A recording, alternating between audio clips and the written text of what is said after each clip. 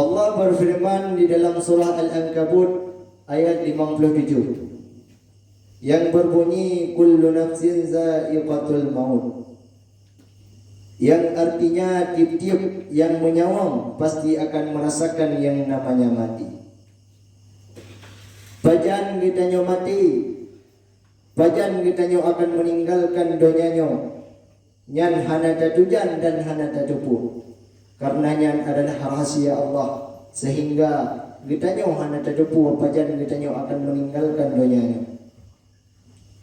Tetapi segala kitanya meninggalkan dunianya, Allah dan Nabi watih hudib kepada kitanya. Puguh watih hudib yang Nabi oleh Allah Subhanahu wa ta'ala terpergunakan dengan God, dengan sesuai perintah yang kali diperintahkan oleh Allah, ataupun kitanya hudib di dalam bumonya dengan melanggar perintahnya Allah Subhanahu wa ta'ala. Iuh masa di dunia kadang kitanya Nabi hudib oleh Allah Subhanahu wa ta'ala 50 tahun, 60 tahun ataupun 70 tahun.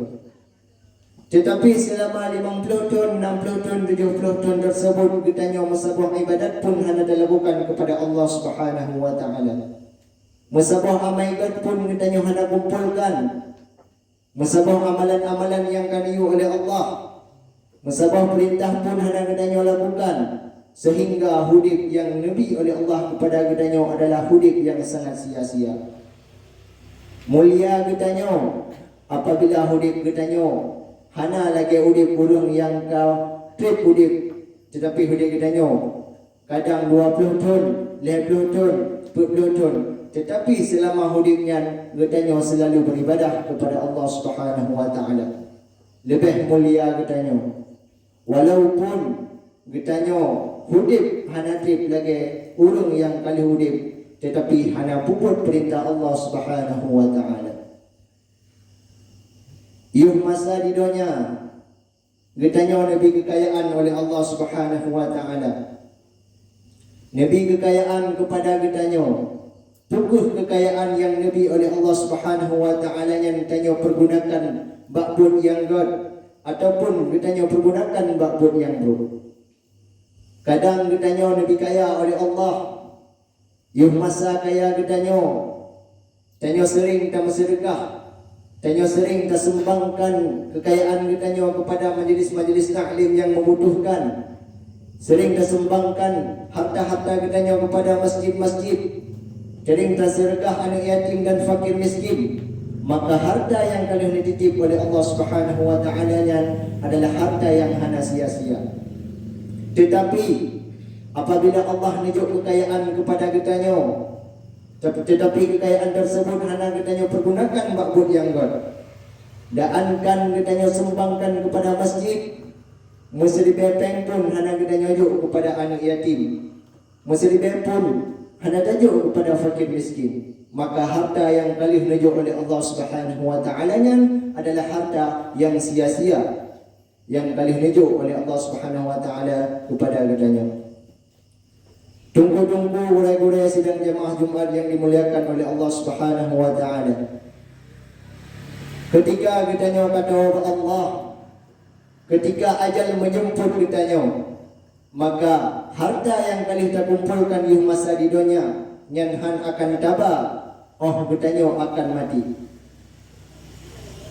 Di saat kitanya mati, di saat kitanya kata Allah, harta tahta jabatan orang yang sangat kita cintai, kita akan meninggalkan mereka di dunia ini. Kepulina perempuan cantik, kepulina suami yang tampan, tetapi tidak bisa mendoakan kitanya. Carilah seorang pemimpin ataupun seorang istri yang bisa berdoa kepada kitanya di saat kitanya kata Allah Subhanahu wa ta'ala. Keputih harta dia, keputih kitanya harta yang sangat banyak. Harta tersebut suatu saat, di saat kitanya akan mati, kitanya hanya ada puas saja kitanya. Maka iuh masa udip kitanya apabila nunjuk harta oleh Allah, maka tersumbangkan harta-harta kitanya kepada orang-orang yang membutuhkan, sehingga di saat kalian tersumbangkan dan kitanya kata Allah, harta tersebut akan menjadi salah sebuah amalan kepada kitanya. Dan kitanya sebagai orang agam, kitanya sebagai seorang imam, apabila kitanya mempunyai keluarga, terdidik keluarga kitanya. Karena di saat kitanya meninggalkan dunianya, kitanya kesukses untuk mendidik seseorang yang bisa mendoakan kitanya supaya kitanya jauh daripada api neraka. Tunggu-tunggu gurai-gurai sedang jemaah Jumat yang dimuliakan oleh Allah Subhanahu wa taala. Oleh karena itu, yung masa kitanya dihudip oleh Allah Subhanahu wa taala, baik dah sia-siakan kehidupan yang kalian nujuk oleh Allah Subhanahu wa taala kepada kitanya.